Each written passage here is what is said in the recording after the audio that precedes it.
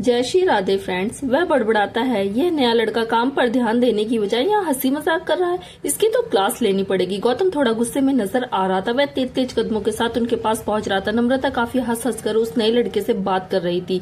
यह चीज देखकर वह बहुत इरिटेट हो रहा था, उसे अच्छा नहीं लग रहा था और कुछ दिनों से नम्रता और उसके बीच कुछ अच्छा नहीं चल रहा था और वो दोनों एक दूसरे को कम्प्लीटली इग्नोर कर रहे थे। एक आदमी हाथ में लाइट्स लेकर नम्रता के बगल से गुजरता तो अचानक उस आदमी का हल्का सा धक्का लगने की वजह से नम्रता एकदम से उस नए लड़के के ऊपर जाकर गिरती है। वह नया लड़का तुरंत उसे अपनी मजबूत बाहों में पकड़ लेता है। उन दोनों को इतना करीब देखकर गौतम के कदम रुक जाते हैं, एक्सप्रेशन डार्क हो जाते हैं और हाथों की मुट्ठियां आपस में कस जाती हैं। वह गुस्से में बुड़बुड़ाता है, इडियट, घर के नौकरों को ठीक से काम भी करना नहीं आता। वह नया लड़का नम्रता से बोला, आप ठीक तो है ना? नम्रता ने भी थोड़ा खड़ा होकर ऑकवर्ड होकर मुस्कुराकर कहा, हाँ मैं ठीक हूँ, थैंक यू सो मच। वह लड़का भी मुस्कुरा देता है। तभी उसे गौतम की कड़क आवाज सुनाई देती है, तुम यहाँ पर क्या कर रहे हो? वह लड़का और नम्रता पलटकर गौतम की तरफ देखते हैं। गौतम को देखकर उस लड़के के रोंगटे खड़े हो जाते हैं, पर नम्रता के चेहरे पर अनोइंग से एक्सप्रेशन आ जाते हैं। वह लड़का एकदम से प्रोफेशनल की तरह खड़ा हो जाता है और सर को नीचे झुका लेता है। गौतम कड़क आवाज में उस लड़के से बोला, मैं देख रहा हूँ जब से तुमने काम ज्वाइन किया है तुम बिल्कुल काम पर ध्यान नहीं देते। इधर उधर टाइम पास करना बंद करो और अपने काम पर ध्यान दो, वरना नौकरी से निकाल दिए जाओगे, समझे? गौतम बहुत गुस्से में और कड़क आवाज में कमांडिंग टोन के साथ बोला। उस लड़के ने तुरंत कड़क आवाज में जवाब दिया, जी सर, समझ गया, आई एम सॉरी। यह बोलकर वह लड़का वहां से चला जाता अपने काम पर। गौतम नम्रता की तरफ देखता है। नम्रता अब भी उसे कम्प्लीटली इग्नोर कर रही थी। गौतम एक गहरी सांस लेकर नम्रता से बोला, तुम यहाँ पर क्या कर रही हो? तुम्हें अंदर होना चाहिए, यहाँ सारी तैयारियां मैं देख लूंगा। नम्रता ने अनोइंग फेस बनाकर गौतम की तरफ देखते हुए कहा, मुझे क्या करना चाहिए क्या नहीं, ये सब आपको मुझे बताने की जरूरत नहीं है, मैं खुद कर लूंगी और देख लूंगी अंकल। एक तो गौतम नम्रता के मुंह से यह अंकल सुनकर एकदम परेशान हो गया था। उसने नम्रता से कहा, तुम्हें हो क्या गया है? और ये अंकल अंकल बोलना बंद करो, इतना भी बूढ़ा नहीं हूं मैं कि तुम मुझे अंकल बोलो। इस पर नम्रता हाथों को छाती पर क्रॉस करके अपनी आईब्रोज को ऊपर उठाकर बोली, क्या कहा? पर मेरे ख्याल से आपने ही मुझे कहा था कि हमारी उम्र में बहुत फर्क है, उस हिसाब से तो मुझे तुम्हें अंकल ही बोलना चाहिए। गौतम एक गहरी सांस लेता है। वह भी किसे बोल रहा है? वह तो बेचारी उसे जानू बेबी बोलने की तैयारी में थी, लेकिन नहीं, उसी के सर पर भूत चढ़ा हुआ था, तुम छोटी हो, मैं तुमसे बड़ा हूँ, वगैरह वगैरह। अब अंकल बोल रही है तो बर्दाश्त भी तो नहीं हो रहा और ना ही किसी और के साथ उसे हंसता हुआ देखकर अच्छा लग रहा है। अजीब सी फीलिंग आ रही है, पता नहीं कैसी, लेकिन बहुत अजीब। गौतम को आइडिया भी नहीं था कि वह जेलस फील करने लगा है। दोनों वहां पर खड़े हुए थे, तभी कबीर भी चलकर वहां पर आ जाता है। कबीर गौतम से कहता है, क्या चल रहा है यहाँ पर? कबीर की आवाज सुनकर दोनों पलटकर कबीर की तरफ देखते हैं। कबीर उनके पास आता है और कंफ्यूजन में उन दोनों को देखता है। नम्रता कबीर से बोली, कुछ नहीं, वह एक्चुअली अंकल को मेरे यहाँ खड़े रहने से थोड़ी प्रॉब्लम हो रही थी। मैं वही बोल रही थी कि उनको ज्यादा मुझ पर रिस्ट्रिक्शन लगाने की जरूरत नहीं। यह बोलकर नम्रता गौतम को घूरती हुई वहां से चली जाती है। कबीर अपनी आईब्रो को ऊपर उठाकर नम्रता की तरफ देखता है। उसके चले जाने के बाद गौतम की तरफ देखता है।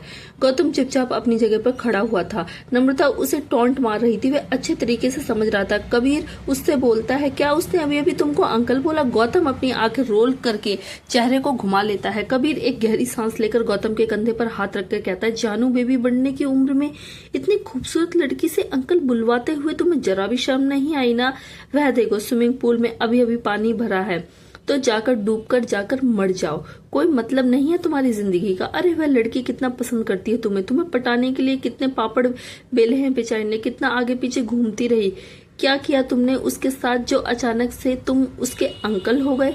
गौतम ने ऑकवर्ड होकर अपना सर खुजाते हुए कहा, नहीं, मैंने कुछ नहीं कहा, मैंने तो बस इतना कहा कि हमारी उम्र का फासला काफी ज्यादा है। यह सुनकर कबीर उसे गंभीरता से देखता है और फिर अपना सर पीट लेता है। कुछ नहीं हो सकता तुम्हारा गौतम, कुछ भी नहीं। कबीर गौतम को लेकर साइड में चला जाता है और कहता है, देख मेरे भाई, अब तेरी भी उम्र हो गई है, तू भी किसी लड़की को ढूंढ, उससे शादी कर और सेटल हो जा। गौतम ने अपने हाथ बांधते हुए आगे बढ़ते हुए कबीर से कहा, अब आप मेरे ग्रैंडपा की तरह बात कर रहे हैं। आप अच्छी तरह से जानते हैं कि शादी जैसी चीजों में मुझे कोई भी इंटरेस्ट नहीं है। एक तो वह भी पता नहीं क्यों मेरे पीछे पड़े हैं। कबीर ने बाहर गार्डन में सोफे पर बैठते हुए गौतम से कहा, वह तो पड़ेंगे ही, अरे उनकी उम्र का तो लिहाज करो, मरने से पहले अपने पोते पोती के साथ खेलना चाहते हैं। ऐसा भी कौन सी विश कर दी उन्होंने तुम्हारे सामने जो तुमसे पूरी नहीं हो रही। नम्रता अच्छी लड़की है, तुमसे प्यार करती है, क्या प्रॉब्लम है? यह उम्र जैसा कुछ नहीं होता। तभी अचानक कबीर थोड़ा गंभीर होकर धीमी सी आवाज में बोला, कहीं कोई और बात तो नहीं? कहीं तुम्हारा लिटिल बडी काम करना बंद तो नहीं कर गया? गौतम चौंक कर कबीर की तरफ देखता है। वह तुरंत ऑकवर्ड होकर अपना गला साफ करके बोला, यह आप कैसी बकवास बातें कर रहे हैं, ऐसा कुछ नहीं है। फिर कबीर ने आराम से कुर्सी पर फैलते हुए कहा, तो फिर क्या बात है? देख मेरे भाई, हर चीज की ना एक उम्र होती है, इस चीज की भी उम्र है। जब तक वह काम कर रहा है तब तक जिंदगी के मजे ले ले। जिस दिन उसने खड़ा होना बंद कर दिया तो फिर वैसे भी ब्रह्मचार्य का ही जीवन जीना है। और वैसे भी क्या तुमने नहीं सुना, जब कोई चीज ज्यादा टाइम तक इस्तेमाल में नहीं लाई जाए तो खराब हो जाती है। तुमने लास्ट टाइम उसे यूज कब किया था? कभी नहीं ना। कबीर की बातें सुनकर गौतम काफी ज्यादा ऑकवर्ड फील कर रहा था और उसके गाल भी काफी लाल हो गए थे। तभी घर में कुछ लोगों की एंट्री होती है। अगस्त, पीयूष, समायरा और शुभी गेट के अंदर एंट्री करते हैं। गाड़ी से निकलकर सब लोग गार्डन एरिया की तरफ चलकर आते हैं। उन सबको देखकर कबीर अपनी जगह से खड़ा हो जाता है। सबसे पहले तो समायरा आगे जाकर मुस्कुराकर कबीर को गले लगाती है। हेलो भैया। समायरा की बात और उसके गले लगाने को महसूस करके कबीर के होठों पर भी नरमाहट से भरी हुई मुस्कुराहट आ जाती है और वह भी समायरा को गले लगा लेता है। अगस्त चुपचाप खड़ा रहता है। गले लगाते हुए समायरा बोली, कैसे हो आप? हग ब्रेक करके कबीर ने मुस्कुराकर उसके सर पर हाथ फेरते हुए कहा, मैं ठीक हूँ, तुम कैसी हो? समायरा ने मुस्कुराकर कहा, मैं भी ठीक हूँ। भाभी कहाँ पर है? कबीर ने कहा, शायद अंदर है। समायरा ने कहा, मैं उन्हें बर्थडे विश करके आती हूँ। उसके बाद वह शुभी को लेकर अंदर चली गई। कबीर अगस्त और पीयूष की तरफ देखता है। पीयूष आगे जाकर कबीर से हैंडशेक करता है और गौतम से भी, लेकिन अगस्त चुपचाप अपनी जगह पर खड़ा रहता है, जिसे देखकर कबीर एक गहरी सांस लेता है। उसके बाद सब लोग वहां पर बैठ जाते हैं। एना अपने डैड के रूम में जाती है। वहां जाकर वह देखती है कि अपने डैड को हमेशा की तरह कोमा की हालत में लेटा हुआ अपने डैड के पास जाकर बैठ जाती है। कुछ सेकंड चुपचाप बैठकर उनका चेहरा देखने के बाद वह मुस्कुराकर उनके हाथ को अपने हाथ में लेती है और फिर उसे अपने गाल से लगा लेती है। एना की आंखें नम हो जाती हैं। उसे अपने डैड के साथ बचपन में बिताए हुए कोई भी पल याद तो नहीं थे, लेकिन इस इंसान के पास बैठकर उसे बहुत अच्छा महसूस हो रहा था।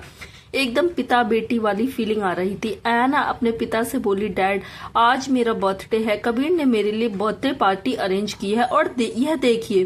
एना अपनी उंगली में पहनी हुई हीरे की अंगूठी को अपने पिता की तरफ दिखाते हुए कहा, कबीर ने मुझे अंगूठी दी है, क्या इसका मतलब उसने मुझे प्रपोज कर दिया? पता नहीं, लेकिन डैड मुझे ऐसा लगता है कि कबीर मेरे लिए सबसे बेस्ट है और ऑफ कोर्स हम जल्द ही शादी भी करेंगे। आप जितना सोना चाहते थे आप सो चुके हैं, अब आपको जल्दी ही जागना होगा। आप मेरी बात और कबीर की शादी अटेंड करेंगे ना? आखिर मेरा कन्यादान तो आपको ही करना है। आपकी बेटी अपने बचपन के प्यार के साथ जल्द ही एक नई जिंदगी शुरू करने वाली है और मैं चाहती हूँ कि वहाँ पर हमें आशीर्वाद देने के लिए आप मौजूद रहें। मॉम तो इस दुनिया में नहीं है, पर मैं चाहती हूँ कि आप जरूर रहें। प्लीज डैड जल्दी से होश में आ जाइए। काश आप मुझे मेरा जन्मदिन विश कर सकते। I missed you dad. अपने पिता के साथ थोड़ा वक्त बिताने के बाद एना वापस अपने कमरे में चली जाती है। वह बालकनी में खड़ी होकर पूरे घर में चल रही तैयारियों को देखती जो बाहर गार्डन में चल रही थी। दूर कबीर कुछ लोगों के साथ बैठा हुआ था, शायद उसका भाई आया है। कबीर को देखकर एना के होठों पर हल्की सी मुस्कुराहट आ जाती है। उसे याद आता है कि किस कदर कबीर उसे इस घर में लेकर आया था। उस वक्त वह कितनी नफरत करती थी कबीर से, बस उसे जान से मार देना चाहती थी। डेविल बुलाती थी उसे और वही डेविल आज उसकी जिंदगी बन गया है। उसे अंदाजा भी नहीं था कि जिस इंसान को मारने के लिए वह इतना तड़प रही थी उसके लिए मरने को भी तैयार हो जाएगी। उस वक्त एना को सिर्फ कबीर से नफरत थी, लेकिन अब सारी सच्चाई पता चलने के बाद उसे बहुत सारा प्यार हो गया उस इंसान से। उसने अपने बचपन का किया हुआ वादा निभाया, उसे घर वापस लेकर आया, उसे प्रोटेक्ट किया, प्यार किया, हाँ परेशान भी बहुत किया, लेकिन कोई बात नहीं है तो उन दोनों के बीच में बचपन से ही चलता आ रहा है। हमेशा वही उसे परेशान करती थी। ऐना अपने ख्यालों में खोई हुई कबीर को देखकर मुस्कुरा रही थी कि तभी उसे एक आवाज सुनाई देती है, मेरे भाई को ऐसे मत देखिए, वह बहुत हैंडसम है, उसे नजर लग जाएगी। यह आवाज सुनकर ऐना जब पलट कर देखती है तो चेहरे पर एक मुस्कुराहट के साथ समैरा वहां पर खड़ी हुई थी। वह देख सकती थी कि ऐना किस तरह से कबीर को देखकर एक शर्मीली सी मुस्कुराहट के साथ मुस्कुरा रही थी। समैरा को वहां देखकर ऐना थोड़ी हैरान हो जाती है और फिर वह भी मुस्कुरा देती है। समैरा तुम यहाँ पर। समैरा आगे आती है और ऐना को हक कर लेती है। हैप्पी बर्थडे भाभी। समैरा ऐना को बर्थडे विश करती है। ऐना जब भी समैरा के मुंह से भाभी शब्द सुनती है उसके गाल लाल हो जाते हैं और उसके पेट में तितलियां उड़ने लगती हैं। ऑफ कोर्स वह जल्द ही समैरा की ऑफिशियली भाभी बनेगी। हक ब्रेक करते हुए ऐना ने मुस्कुराकर कहा, थैंक यू वेरी मच। उसके बाद ऐना कंफ्यूजन में शुभी की तरफ देखती है। शुभी को उसने पहले नहीं देखा था तो वह थोड़ा कंफ्यूज होकर समैरा से बोली, यह लड़की कौन है? शुभी की तरफ देखते हुए समैरा ने जवाब दिया, यह मेरी दूसरी भाभी है। समैरा के मुंह से यह सब सुनकर शुभी थोड़ा चौंक जाती है और ऑकवर्ड फील करती है। तभी समैरा ने कहा, मेरी बेस्ट फ्रेंड है और पीयूष की बहन भी। ऐना हल्का सा सर हिला देती है। शुभी एक मुस्कुराहट के साथ आगे आकर बोली, हैप्पी बर्थडे ऐना। ऐना ने मुस्कुराकर कहा, थैंक यू। उसके बाद दोनों एक दूसरे को हक करते हैं। नीचे नम्रता किचन की सारी तैयारियां देख रही थी। उन्हें देखने के बाद जब वह बाहर निकलने लगती है तो अचानक दरवाजे पर गौतम से टकरा जाती है। गौतम का भी ध्यान नहीं होता और वह एकदम से ही सामने आ जाता है। जब दोनों एक दूसरे से टकराते हैं तो थोड़ा ऑकवर्ड हो जाते हैं। उसके बाद नम्रता बगल से निकलने लगती है। गौतम आवाज लगाकर कुछ बोलना चाहता था पर फिर उसे समझ में नहीं आया कि वह क्या बोले। वह चुपचाप खड़ा उसे जाता हुआ देखता है। वह जानता था कि नम्रता उसे पसंद करती है, उसके दिल में उसके लिए फीलिंग्स है और उसने उसकी फीलिंग्स को हर्ट कर दिया है, लेकिन क्या वह गलत था? नम्रता को देखो, वह तो ठीक से जवान भी नहीं हुई, अभी 18-19 की तो हुई है। अभी तो उसकी जिंदगी की शुरुआत है, अभी तो वह कली से फूल भी नहीं बनी है। दूसरी तरफ गौतम जो अपनी आधी जवानी जी चुका है, 28-29 साल का एक हट्टा कट्टा नौजवान, पूरे 10 साल का फासला है उम्र के बीच में। आखिर वह इस चीज को कैसे इग्नोर कर सकता है? फिर खामखा दोनों के बीच में जनरेशन गैप वाली प्रॉब्लम आने लगेगी जो कि गौतम नहीं चाहता था। वह गहरी सांस लेता है और अपने काम में लग जाता है। जब गौतम वहां से चला जाता है तो नम्रता पलटकर देखती है। वह रोने जैसी शक्ल बना लेती है। पता नहीं ये आदमी कब उसकी फीलिंग्स को समझेगा। अलीशा भागती हुई कमरे में आती है। ऐना दी। ऐना शुभी और समैरा के साथ कमरे में बैठी हुई थी और सब आपस में बातें कर रहे थे। समैरा पहली बार इस तरह से ऐना के पास बैठकर बातें कर रही थी तो वह उसकी और कबीर की लव स्टोरी के बारे में सब कुछ जानना चाहती थी। ऐना को खुद कुछ याद नहीं था, लेकिन कबीर का उसका इस घर में लेकर आना और उसके बाद की बहुत सारी बातें ऐना उन लोगों को बड़े इंटरेस्ट लेकर बताती है। शुभी और समैरा काफी दिलचस्पी लेकर उसकी बातें सुनती हैं। अलीशा के अचानक आ जाने से सब लोग उसकी तरफ देखते हैं। अलीशा ऐना, समैरा और शुभी तीनों की तरफ देखती है। फिर वह ऐना से कहती है, ऐना दी यह आपके लिए है। अलीशा के हाथ में कुछ था, एक पैकेट जो वह ऐना की तरफ बढ़ा देती है। कुछ पैकेट को देखकर ऐना अपने हाथ में लेते हुए कंफ्यूजन में बोली, यह क्या है? अलीशा ने अपने कंधे उठाते हुए कहा, पता नहीं, हैंडसम अंकल ने बोला है कि यह पैकेट आपको दूं तो मैंने दे दिया। यह बोलकर अलीशा वापस बाहर भाग जाती है। ऐना कंफ्यूजन में उस पैकेट को देखती है। कबीर ने उसके लिए क्या भिजवाया? आखिर क्या? समैरा ऐना से बोली, भाई ने आपके लिए कुछ भिजवाया है, खोलकर देखिए ना क्या है इसमें। ऐना अपना सर हिला देती है और पैकेट को खोलकर देखती है। वह जैसे ही उसमें रखे हुए बॉक्स को खोलती है तीनों की आंखें में चमक आ जाती है। उसमें एक बहुत ही खूबसूरत ब्लैक कलर का गाउन था जो चमक रहा था, बहुत ही ज्यादा प्यारा और बहुत ही ज्यादा खूबसूरत, जिसे देखकर तीनों ही चौंक जाती है। शुभी उस गाउन पर हाथ फेरते हुए बोली, oh my God, this is so beautiful.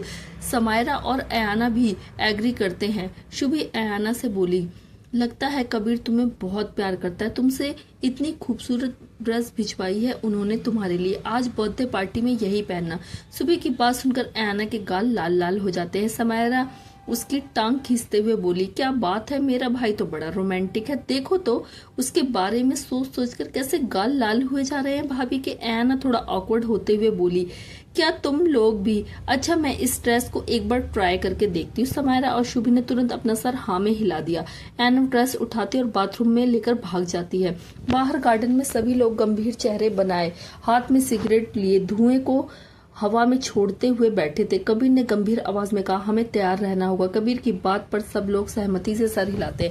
अगस्त कबीर से बोलता है, क्या तुम्हें कोई आइडिया नहीं है कि वह बॉक्स यहाँ तक कैसे पहुंचेगा? कबीर ने सिर हिलाते हुए जवाब दिया, नहीं, अगर आइडिया होता तो अब तक मैं खुद उस बॉक्स तक पहुंच गया होता। हमें कुछ भी नहीं पता कि वह बॉक्स यहाँ पर कैसे आएगा, लेकिन आज ही आएगा और जरूर आएगा। पीयूष ने भी गंभीर होकर कहा, हमें उस बॉक्स को किसी भी हाल में हासिल करना होगा, इससे पहले कि राघवेंद्र के लोगों के हाथ में वह बॉक्स लगे। हमें उस बॉक्स को हासिल करना होगा। अगर उन लोगों के हाथ में लग गया तो फिर समझ लो कि सबकी लंका लग जाएगी। इस बात पर सभी लोग गंभीरता से सोचने लगे।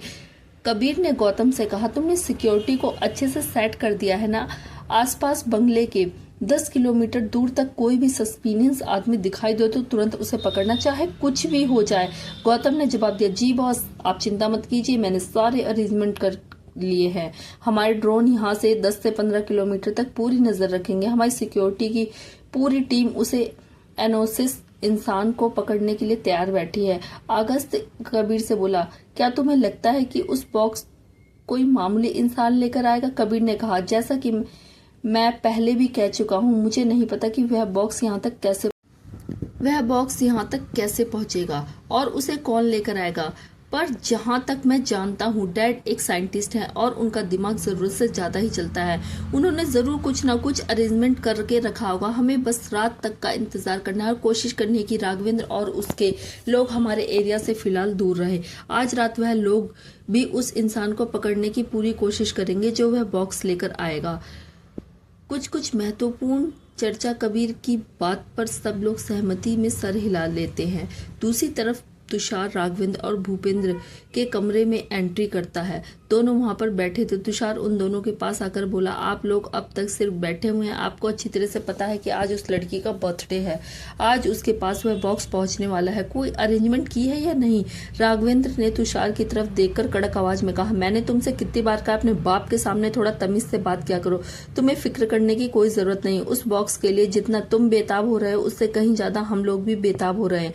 राघवेंद्र शराब का गिलास हाथ में लिए कुर्सी पर बैठा था। भूपेंद्र खड़ा होकर तुषार के कंधे पर हाथ रखकर बोला, चिंता मत करो, वह बॉक्स बहुत जल्द हमारे पास होगा और उसके बाद शुरू होगी इस दुनिया की तबाही। हम इतने अमीर बन जाएंगे जितना हम लोगों की सोच से भी बाहर होगा। यह सुनकर तुषार के होठों पर एक शैतानी मुस्कुराहट आ जाती है। राघवेंद्र ने कहा, इतना आसान भी नहीं होगा। वह लड़की फिर से कबीर के पास है और कबीर जिंदा सही सलामत वापस अपने घर लौट चुका है। उन लोगों ने भी अपनी तरफ से पूरा इंतजाम करके रखा होगा। वह लोग भी हमें किसी भी हाल में वह बॉक्स हासिल करने नहीं देंगे। भूपेंद्र ने बैठते हुए कहा, लेकिन चाहे कुछ भी हो जाए हम अपने क्लाइंट को और ज्यादा इंतजार नहीं करवा सकते। यह बॉक्स हमें जल्दी से जल्दी हासिल करना होगा, वरना हमारे ऊपर बहुत बड़ा खतरा सकता है। यह बोलकर भूपेंद्र थोड़ी टेंशन में आ जाता है।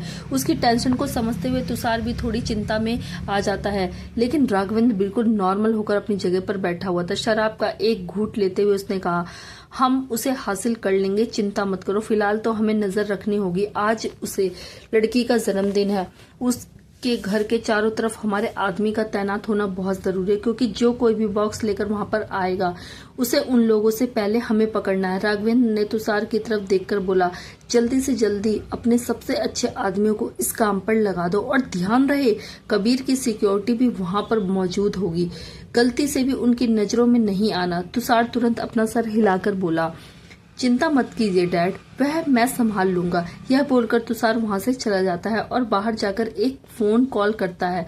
जब कॉल रिसीव होता है तो दूसरी तरफ वाले इंसान से कहता है, हमारे सबसे बेस्ट कमांडोज की टीम को तुरंत अरेंज करो। कपड़े से ढका हुआ, ऊपर से नीचे तक कवर किए हुए और ऊपर हुडी का टोपा पहने एक लंबे आदमी ने शहर के लोगों के बीच में एंट्री की। वह आसपास के एरिया का जायजा ले रहा था। उसकी आंखों की पुतलियां सब कुछ अपने अंदर रिकॉर्ड कर रही थी। उसके एक्सप्रेशन बिल्कुल जीरो थे, चेहरे पर कोई हाव भाव नहीं था, लेकिन क्योंकि वह कोई इंसान नहीं बल्कि एक रोबोट था जो इंसान की शक्ल में इंसानों जैसा बनकर इंसानी दुनिया में कदम रख चुका था। सिग्नल पर एक जगह जाकर जब उसे ग्रीन सिग्नल दिखाई देता है तो तुरंत उसके सिस्टम में वहां रुकने जैसे जाने की कमांड मिलती है। वह तब तक वहां रुक जाता है जब तक सिग्नल रेड नहीं होता। तभी उसके पीछे कुछ बच्चे खेलते हुए सामने आ जाते हैं। वह बच्चे आपस में खेल रहे थे, एक दूसरे को पकड़ रहे थे और उछल रहे थे। अचानक एक बच्चा उससे टकरा जाता है और उसे जबरदस्त धक्का लग जाता है। जैसे ही वह टकराता है अचानक टन की आवाज सुनाई देती है। उस बच्चे के कंधे में थोड़ा दर्द होता है, लेकिन नहीं जानता क्यों ऐसा लगता है जैसे वह इंसान से नहीं बल्कि किसी लोहे की चीज से टकरा गया। अपने कंधे को मसलते हुए वह कंफ्यूजन में सिर उठाकर उस लंबे आदमी की तरफ देखता है। वह आदमी अपना सर झुकाकर बच्चों की तरफ देख रहा था। उसे बच्चों का चेहरा, उसके एक्सप्रेशन, सब कुछ उसकी आंखों में रिकॉर्ड हो जाता है। जैसे ही उसकी नीली आंखों में चमक आती है वह बच्चा डर जाता है और घबराकर अपनी मम्मी के पास भाग जाता है, क्योंकि उसे यह आदमी काफी डरावना लगा था। रोबोटिक आदमी फिर से नॉर्मल होकर खड़ा हो जाता है और सिग्नल के ग्रीन होने का इंतजार करता है। काफी गाड़ियां इधर उधर चल रही थी और उनकी आंखों के सामने कुछ बच्चे अभी भी खेल रहे थे। तभी एक बच्चा अचानक सड़क पर भागने लगता है, मगर वह रोबोटिक आदमी तुरंत उसे पकड़कर पीछे खींच लेता है, जिस वजह से वह बच्चा जमीन पर गिर जाता है। ठीक उसी वक्त वहां से एक तेज रफ्तार से गाड़ी गुजरती है। जो लोग यह नजारा देख रहे थे उनकी तो जैसे सांसें हलक में अटक जाती है। अगर इस रोबोटिक आदमी कि एक सेकंड की भी देरी हो गई होती तो बच्चा गाड़ी के नीचे कुचला जा सकता था। तभी एक आदमी जो साइड में फोन पर बात कर रहा था भागते हुए वहां पर आता है। उसका बच्चा जमीन पर गिरकर रो रहा था। वह तुरंत अपने बच्चे को उठाकर अपने गले से लगा लेता है। उसके बाद वह रोबोटिक आदमी के पास आकर कहता है thank you, thank you, thank you, thank you very much. वह रोबोटिक आदमी उसे देखते हुए बड़ी अजीब तरह से अपनी गर्दन को घुमाता है। उसका चेहरा, उसके एक्सप्रेशन, सब कुछ उसके सिस्टम में रिकॉर्ड हो जाते हैं। उसके चेहरे पर ग्रेटिट्यूड, थोड़ी घबराहट और चिंता के भाव थे जो वह रोबोटिक आदमी अपने सिस्टम में डाल देता है। उस आदमी के कहे गए शब्द के सिस्टम में फ्लैश होते हैं। आदमी ने कहा थैंक यू, बदले में उसे जवाब देना था वेलकम। जैसा कि वह आदमी से कहता है वह उसे कहता है वेलकम। उसके बाद वह फिर से सीधा चेहरा करके खड़ा हो जाता है। जल्द ही सिग्नल रेड हो जाता है और गाड़ियां रुक जाती हैं। लोग रोड क्रॉस करने लगते हैं। वह रोबोटिक आदमी वहां से जाने लगता है, लेकिन तभी कुछ ऐसा होता है कि जो सबकी कल्पना से बाहर था। वह रोबोटिक आदमी जब अपनी नॉर्मल स्पीड के साथ सड़क को क्रॉस कर रहा था तभी अचानक सामने एक तेज रफ्तार में भागती हुई गाड़ी आ रही थी। हालांकि सिग्नल रेड हो चुका था, सारी गाड़ियां रुक चुकी थी, लोग सड़क क्रॉस कर रहे थे, लेकिन वह गाड़ी रुक नहीं रही थी। उसमें कुछ बदमाश और अमीर घर के बिगड़े हुए लड़के बैठे। तेज म्यूजिक बज रहा था और हाथ में शराब के गिलास लेकर वह तेज स्पीड से गाड़ी चला रहे थे, जैसे वह सड़क उनके बाप की हो। सड़क को कई लोग क्रॉस कर रहे थे, जिनमें कुछ बच्चे, महिलाएं और बुजुर्ग भी शामिल थे। जैसे ही वह रोबोटिक आदमी गाड़ी को सड़क क्रॉस करने वाली जगह पर पहुंचता हुआ देखता है तो अचानक उसका सिस्टम उसे डेंजर साइन फ्लैश करने लगता है। वह बूढ़ी औरत चलते चलते अचानक लड़खड़ाकर गिर जाती है। वह गाड़ी तेज स्पीड से उनकी तरफ आती है। यह देखकर कुछ लोग डर के मारे इधर उधर भाग जाते हैं। वह बूढ़ी औरत जो खड़ी होने की कोशिश करती है, अचानक इतनी तेज गाड़ी को अपने सामने आता देखकर उसकी आंखें बड़ी हो जाती हैं और चेहरे पर डर और खौफ के रिएक्शन फैल जाते हैं। जब गाड़ी बहुत करीब आने लगती है तो तुरंत वह औरत डर के मारे अपनी आंखें बंद कर लेती है। कुछ ही सेकंड में ऐसा कुछ होता है कि सबकी आंखें फट जाती है। वह बूढ़ी औरत कुछ सेकंड के सन्नाटे के बाद जब वह अपनी आंखें खोलकर देखती है तो उसकी आंखें शौक से बड़ी हो जाती हैं। सिर्फ उसकी ही नहीं, आसपास के बहुत सारे लोगों की आंखें फट जाती है। वह गाड़ी जो तेज स्पीड में उसकी तरफ आ रही थी, अचानक एक आदमी ने, जो पूरी तरह से कपड़ों से ढका हुआ था, सिर्फ उसका चेहरा थोड़ा सा दिखाई दे रहा था, लेकिन वह भी लगभग ढका हुआ था, एक हाथ से गाड़ी को इतनी जोर से धक्का दिया कि पूरा बोनट मुड़ गया और टूट गया। गाड़ी में बैठे लड़कों की तो सांस हालत में आ गई। वे इतने ज्यादा शॉक थे कि कुछ रिएक्ट ही नहीं कर पाए। यहाँ तक कि आसपास के लोग भी चौंक गए। वह रोबोटिक आदमी उन लड़कों की तरफ देखता है। सारे लड़के बहुत ज्यादा शॉक्ड और एकदम से घबरा गए थे। उनका नशा एक झटके में उतर गया था। रोबोट ने उस लड़के से कहा, रेड सिग्नल में गाड़ी चलाना ट्रैफिक रूल्स के खिलाफ है। तुम लोगों ने रूल तोड़ा है, तुम्हें सजा मिलेगी। वे लड़के जैसे तैसे करके गाड़ी से बाहर निकलते हैं।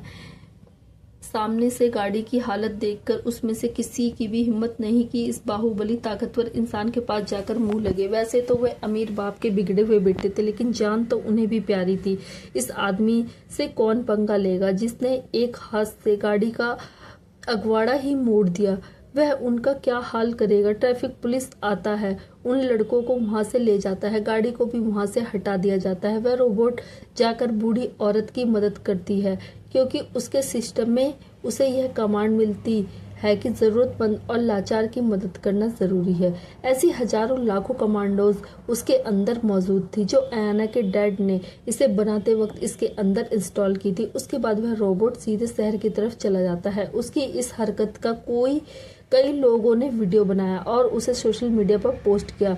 उसका वीडियो काफी ज्यादा फेमस होने लगा और ट्रेंड में आने लगा। एक आदमी की इतनी बेशुमार ताकत से पूरा शहर हैरान हो गया। धीरे धीरे रात हो गई। वह रोबोट लोकेशन को ढूंढता हुआ फाइनली काफी दूर उस लोकेशन के करीब पहुंचने लगता है। कबीर के घर के गार्डन में बहुत ही सुंदर खूबसूरत डेकोरेशन की गई थी। रंग बिरंगी लाइटों से, हल्के म्यूजिक से, ड्रिंक और खाने पीने का माहौल काफी मजेदार और मस्त हो गया था। गेस्ट भी आए हुए थे, लेकिन ज्यादा नहीं, केवल गिने चुने ही गेस्ट थे, क्योंकि कबीर के घर में ज्यादा लोगों का आना अलाउड नहीं था।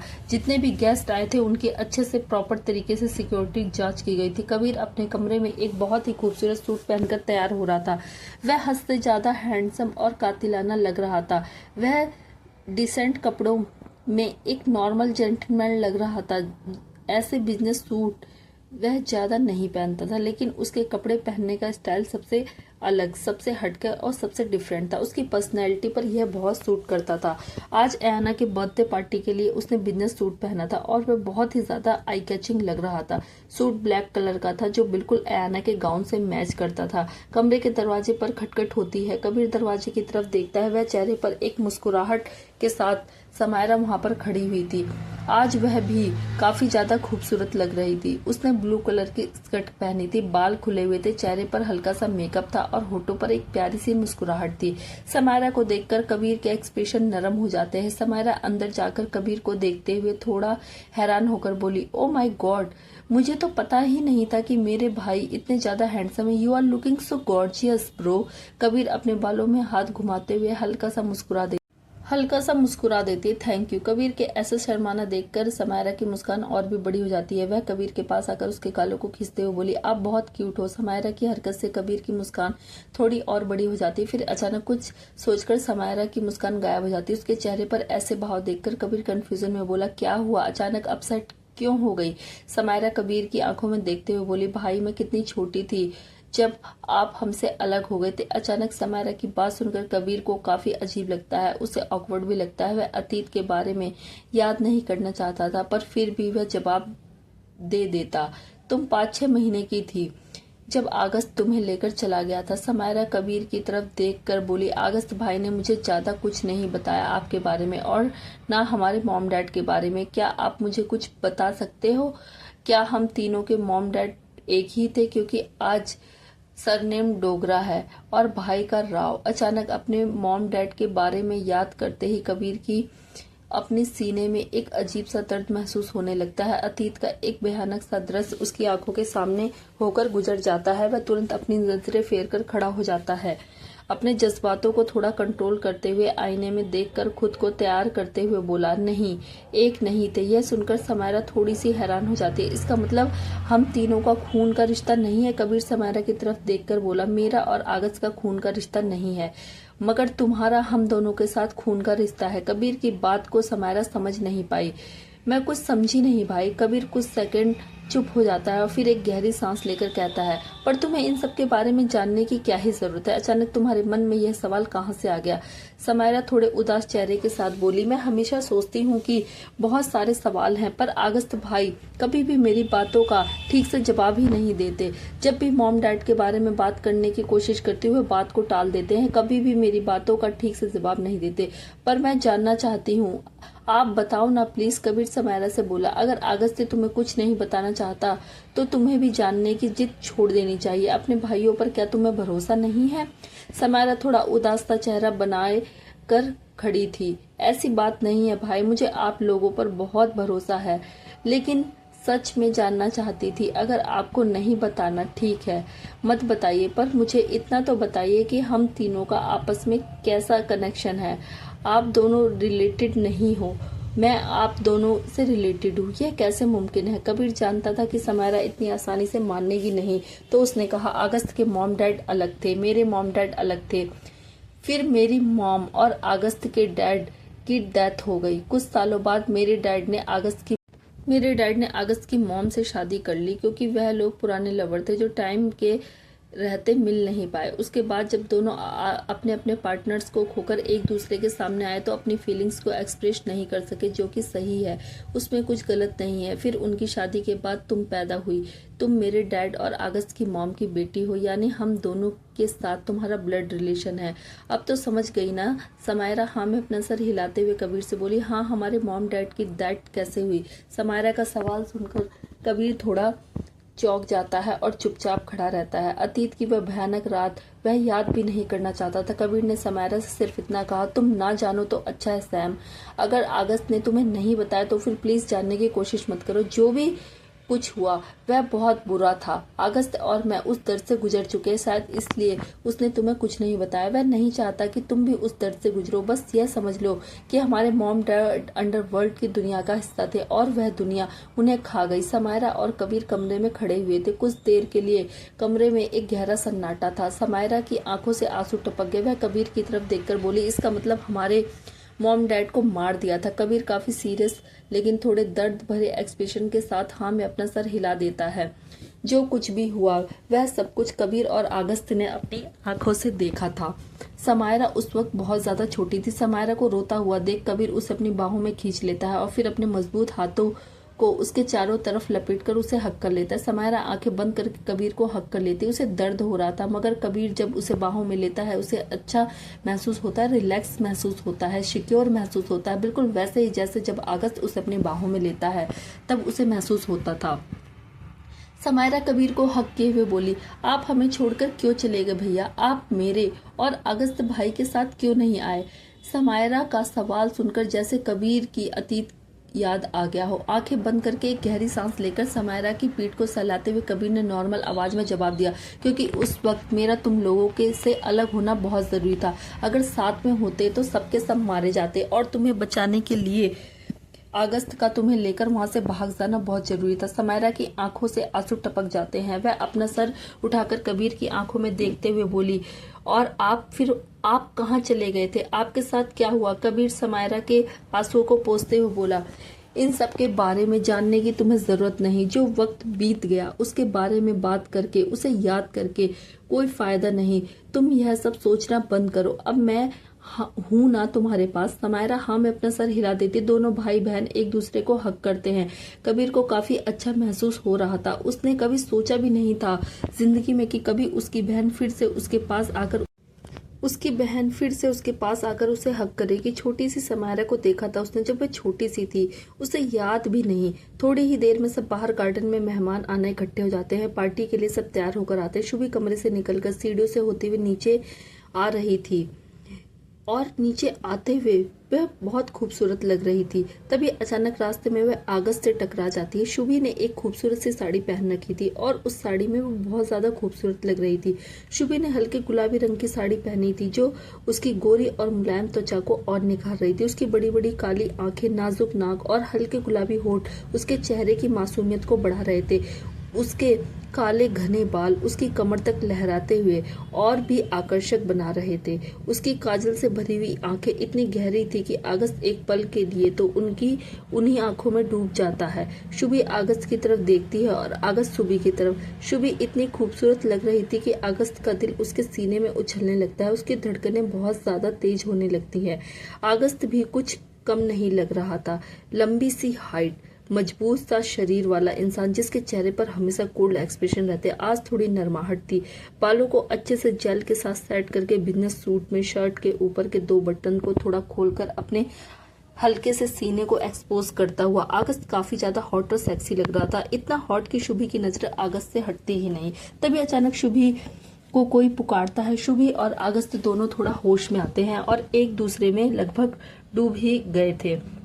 पीयूष वहां पर खड़ा हुआ था। पीयूष ने भी ग्रे कलर का बिजनेस सूट पहन रखा था और वह भी कम हैंडसम नहीं लग रहा था। वैसे मानना पड़ेगा, सारे ही मर्द बिजनेस सूट में कातिलाना हैंडसम लग रहे थे, फिर चाहे वह गौतम हो, पीयूष हो, अगस्त हो या फिर कबीर।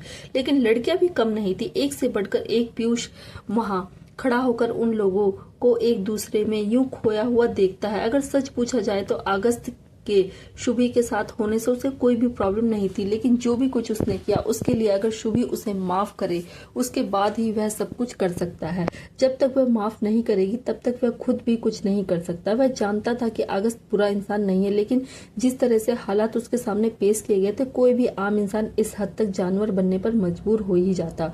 पीयूष शुभी के पास आकर उसके गाल पर हाथ रखकर मुस्कुराते हुए बोला, बहुत खूबसूरत लग रही है। शुभी भी हल्का सा मुस्कुरा देती। उसके बाद पीयूष इधर उधर देखते हुए बोला, तुमने समायरा को कहीं देखा? दिखाई नहीं दे रही। शुभी ने कहा, हाँ तैयार हो रही है, हमारे साथ ही हो रही थी, उसके बाद कहीं चली गई, पता नहीं कहाँ, मैं अभी उसे देख कर आती हूँ। यह बोलकर शुभी वहां से चली जाती है, लेकिन जाते जाते उसने एक बार पलटकर अगस्त की तरफ जरूर देखा जो उसे ही देख रहा था। पीयूष एक नजर फिर से दोनों की तरफ देखता है। शुभी के चले जाने के बाद वह अगस्त से बोला, चली गई वह, अब तुम अपनी नजरें हटा सकते हो उससे। अगस्त जो कि शुभी को तब तक देखता है जब तक वह नजरों के सामने से गायब नहीं हो जाती। अचानक पीयूष की बात सुनकर अगस्त थोड़ा चौंक जाता है और ऑकवर्ड होकर अपनी नजरें इधर उधर चुराने लगता है। उसे काफी अजीब फील होता है। पीयूष अगस्त के पास आकर बोला, तुमने बात की शुभी से? पीयूष की बात सुनकर अगस्त थोड़ा कंफ्यूज हो जाता है। वह पूछता है, किस बारे में? पीयूष अगस्त को इतना कंफ्यूज और अनजान बना देख अपनी आंखें रोल करता है। वह अगस्त से बोला, सीरियसली डोंट टेल मी, तुम इतनी स्लो क्यों हो? पीयूष की बात सुनकर अगस्त और भी कंफ्यूज हो जाता है। उसे समझ में नहीं आता। पीयूष अगस्त से बोला, अब आगे क्या? अब तुम दोनों क्या करने वाले हो? क्या सोचा है? पीयूष की बात सुनकर अगस्त चुप हो जाता है, जैसे उसे पता ही हो कि वो किस बारे में बात कर रहा है। उसकी आंखों में उदासी और उतरे हुए चेहरे को देखकर पीयूष एक गहरी सांस लेता है। अगस्त के पास आकर वह उसके कंधे पर हाथ रखकर कहता है, यह बात सही है कि तुमने गलती की, माफी के लायक नहीं, मगर मैं यह जानता हूं कि तुम उससे कितना प्यार करते हो। मेरे ख्याल से तुम्हें एक कोशिश करनी चाहिए। इस तरह गिल्ट में रहते हुए पूरी जिंदगी नहीं निकाल सकते ना। और शुभी को भी मैं अच्छे से जानता हूँ, किसी और से प्यार अब वो करेगी भी नहीं, और अकेले वह सिर्फ अपने दर्द के साथ जीती रहे, इसकी इजाजत मैं उसे नहीं दूंगा। वह मेरी जिंदगी है, मैं बस उसकी जिंदगी में खुशियां भरना चाहता हूँ। मुझे पता है कि उसकी खुशी तुमसे है। मेरी बात मानो, जो भी कुछ हुआ उसे भूल जाओ और उसके दिल में फिर से अपने लिए जगह बनाओ। यह बोलकर पीयूष चला जाता है। अगस्त वहीं पर खड़ा रहता है। पीयूष की कही बातों को वह बार बार सोचने लगता है। क्या उसे वाकई में जिंदगी को एक मौका देना चाहिए? क्या वाकई में वह खुशियों की हकदार है? क्या शुभी के प्यार का हकदार है वो? बाहर बर्थडे पार्टी शुरू हो चुकी थी। गौतम अपने एक गार्ड के पास जाकर बोला, क्या खबर है? क्या आसपास कोई भी संदिग्ध आदमी अभी तक तुम्हें दिखाई दिया? गार्ड ने तुरंत कहा, जी नहीं सर, लेकिन हमारे ड्रोन आसपास के पूरे एरिया में फैले हुए हैं और उनमें लगे हुए कैमरे जो भी रिकॉर्ड हो रहे हैं वह सब कुछ हम साफ साफ देख पा रहे हैं। जैसे ही कोई संदिग्ध आदमी या कोई हलचल हमें दिखाई देगी हम तुरंत रिएक्ट करेंगे। गौतम ने अपना सर हिलाकर हाँ मैं अपना सर हिला दिया, कहा ठीक है, अच्छे से काम करो, और हाँ आज का दिन बहुत महत्वपूर्ण है और वह इंसान भी, प्लीज थोड़ा ध्यान रखना। गार्ड तुरंत अपना सर हिलाकर वहां से चले जाते हैं। गौतम भी पलटकर जाने लगता है कि अचानक उसके कदम रुक जाते हैं। उसके पीछे खड़े इंसान को देखकर वह थोड़ा चौंक जाता है। नम्रता गौतम के पीछे खड़ी हुई थी, आंखों में एक चमक और सामान्य से चेहरे के एक्सप्रेशन के साथ गौतम ने नम्रता को ऊपर से नीचे तक देखा। नम्रता ने एक खूबसूरत लहंगा पहना था, पीच कलर का, बालों को थोड़ा खुला छोड़ रखा था और हल्का सा हेयर स्टाइल भी बना रखा था। लंबे काले बाल, खूबसूरत लहंगे, आंखों में काजल, होठों पर लिपस्टिक और गले में पतला सा नेकलेस पहनकर वो बेहद ही खूबसूरत लग रही थी। इतनी ज्यादा खूबसूरत कि एक पल के लिए तो गौतम का दिल जोर से धड़कने लगा और वह खुद हैरान हो गया। लेकिन गौतम ठहरा सख्त लौंडा। थोड़ी ही देर में होश में आकर उसने नॉर्मल होकर अपना गला साफ करते हुए कहा, तुम यहाँ पर कैसे? नम्रता आगे आकर बोली, पूछने आई हूँ कैसी लग रही हूँ अंकल। बार बार नम्रता के मुंह से यह सब सुनकर अंकल सब सुनकर अब गौतम थोड़ा परेशान और इरिटेट हो गया था। अपनी आंखें बंद करके एक गहरी सांस लेकर अपनी इरिटेशन को थोड़ा कंट्रोल करके उसने नम्रता की तरफ देखकर कहा, तुम प्लीज मुझे अंकल कहना बंद करो। नम्रता ने कुछ सेकंड सोचा, फिर कहा, ठीक है, कैसी लग रही हूँ बेबी?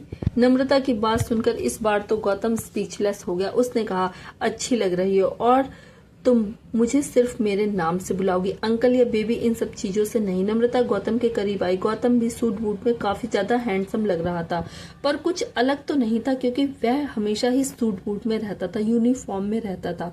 आज कुछ अलग पहनकर आता तो ज्यादा हैंडसम लगता, पर कोई बात नहीं, इसमें भी वह काफी ज्यादा हैंडसम लग रहा है, इतना कि वह नम्रता को और भी ज्यादा अपने प्यार में गिरा सके। पर आज तो नम्रता भी कम नहीं लग रही थी गौतम का ध्यान अपनी तरफ खींचने में। आज वह भी फुल ऑन कामयाब हो गई थी। नम्रता गौतम के करीब आई। अचानक उसके करीब आने से गौतम थोड़ा ऑकवर्ड हो गया। अपनी बाहों को गौतम के गले में डालते हुए नम्रता ने कहा, आज तो तुम भी बहुत ज्यादा हैंडसम लग रहे हो। गौतम बहुत ज्यादा ऑकवर्ड हो गया। उसने नम्रता की बाहों को थोड़ा अपने गले से अलग करते हुए कहा, यह क्या कर रही हो तुम? यहाँ पर बहुत सारे लोग हैं। नम्रता ने मुंह बनाते हुए कहा, तो फिर क्या हुआ? अगर बहुत सारे लोग हैं तो क्या अपने बॉयफ्रेंड को कॉम्प्लीमेंट भी नहीं दे सकती मैं? नम्रता की बात सुनकर गौतम की आंखें कुछ सेकंड के लिए बड़ी हो गई। वह थोड़ा हैरान होकर बोला, क्या बॉयफ्रेंड? मैं तुम्हारा बॉयफ्रेंड कब बना? नम्रता ने अपनी आंखें रोल करते हुए कहा, जब मुझे तुमसे प्यार हुआ। गौतम ने अपनी नजरें फेर ली। नम्रता ने गौतम से कहा, अच्छा मुझे एक बात बताओ, क्या मैं खूबसूरत नहीं हूँ? मेरा फिगर अच्छा नहीं है या फिर बॉडी में कुछ ऐसा है जो तुम्हें ठीक नहीं लग रहा? गौतम ये सवाल सुनकर थोड़ा सा कंफ्यूज्ड हो गया। उसने कहा, ऐसा नहीं, ऐसी तो कोई बात नहीं। नम्रता ने कहा, तो फिर तुम्हें ऐसा क्यों लगता है कि मैं तुम्हारे लायक नहीं हूँ? इस पर गौतम ने एक गहरी सांस लेकर कहा, क्योंकि तुम उम्र में मुझसे बहुत छोटी हो। हमारे बीच पूरे 10 साल का फर्क है। 10 साल, यह एक पूरी जनरेशन के बराबर हो गया। पर मुझे ऐसा नहीं लगता कि हम दोनों कभी साथ हो भी पाएंगे, तो कंफर्टेबल हो पाएंगे या खुश रह पाएंगे। नम्रता ने पूछा, तुम्हें किसकी खुशियों की चिंता है, अपने आप की या फिर मेरी? To be continue. हर हर महादेव दोस्तों।